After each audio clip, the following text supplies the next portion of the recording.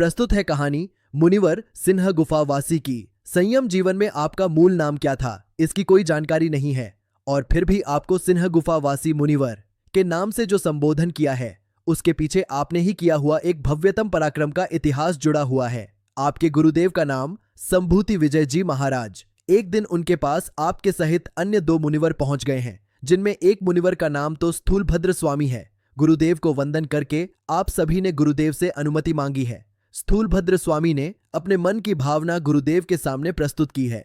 हे गुरुदेव, यदि आपकी सम्मति हो तो मैं पूरा चातुर्मास कोशा वेश्या के यहाँ बिताना चाहता हूँ। गुरुदेव के सामने आपके गुरु भाई ने भी अपने मन की बात कही है।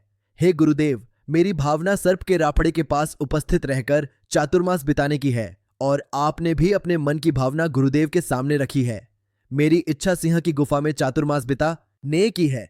और कमाल, आप सब में आपके गुरुदेव ने क्या सत्व देखा होगा कि आप तीनों को गुरुदेव ने आपकी इच्छा के अनुसार स्थान पर चातुर्मास व्यतीत करने की अनुमति दे दी है।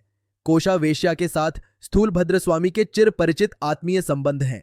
उनके वहां चातुर्मास बिताना और मन को निर्विकारी रखना सर्वथा असंभव लगता है। फिर भी स्थूलभद्र स्वामी गुरुदेव की आज्ञा लेकर कोशा के यहाँ चातुर्मास करने निकल पड़े हैं। सर्प के राफड़े के पास और सिंह की गुफा में चातुर्मास करने में जान से हाथ धोने की संभावना पूरी थी। फिर भी आपके गुरु भाई और आप दोनों गुरुदेव के आशीर्वाद लेकर अपने अपने स्थान पर चातुर्मास करने निकल चुके हैं। कोशा के यहाँ चातुर्मास करने में स्थूलभद्र स्वामी के भाव प्राण पर यदि संकट था तो सर्प के राफड़े के पास या सिंह की गुफा के पास खड़े रहकर चातुर्मास बिताने में आप दोनों के द्रव्य प्राण पर संकट था। लेकिन गुरु कृपा से एक अनोखा चमत्कार हुआ और आप सब सुखपूर्वक चातुर्मास पूरा करके आ पहुंचे गुरुदेव के पावन सानिध्य में।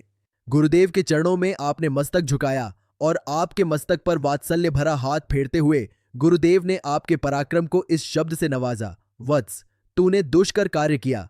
सर्प के राफड़े के पास खड़े रहकर चातुर्मास व्यतीत करने वाले आपके गुरु भाई के प्रचंड सत्व को इन शब्दों में सराहा आपके गुरुदेव ने, वत्स, तूने भी दुष्कर कार्य किया।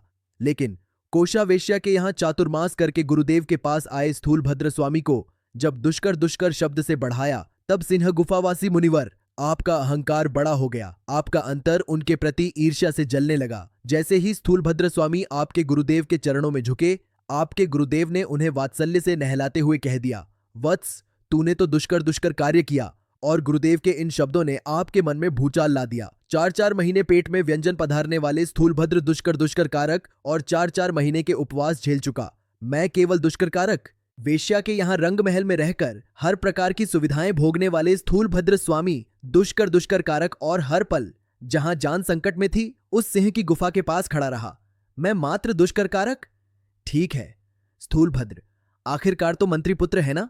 गुरुदेव को मुझसे ज्यादा वह प्रिय लगते हों तो इसमें कोई आश्चर्य नहीं। सिंह गुफावासी मुनिवर, स्थूलभद्र के प्रति आपके मन में जागी हुई ईर्ष्या भाव ने अनंतोपकारी आपके गुरुदेव श्री के प्रति आपके मन में कैसा दुर्भाव उत्पन्न कर दिया है और उस दुर्भाव ने आपको गुरुदेव के सामने विद्रोह करने को कैसे तैयार कर दिया है। इसकी बातें जब शास्त्र के पन्नों पर पढ़ी जाती हैं तो प्रभु से प्रार्थना करने का मन हो जाता है कि हे परमात्मा, तू मुझे गुण का मालिक देर से बनाना, मैं उस विलंब को प्रसन्नता से स्वीकार कर लूंगा, लेकिन गुणदृष्टि का मालिक तो तू मुझे अभी ही बना दे, क्योंकि उसके बिना तो मैं भी शायद सिंह गुफावासी मुनिवर के मार्ग पर ही कदम रख बैठूं।